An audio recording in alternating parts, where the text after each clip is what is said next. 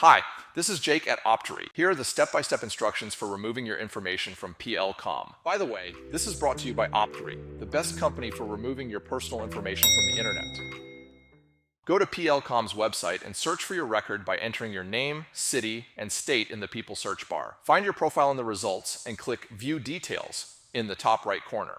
Copy your profile URL from the page that appears. Return to the PLCom homepage, scroll down, and click Do Not Sell My Info. Paste your profile URL in the Profile URL field, enter your full name and email, complete the CAPTCHA, and click Submit Opt-out Request. A confirmation message will appear, and you'll get an email from PLCom. Open the email and click the verification link.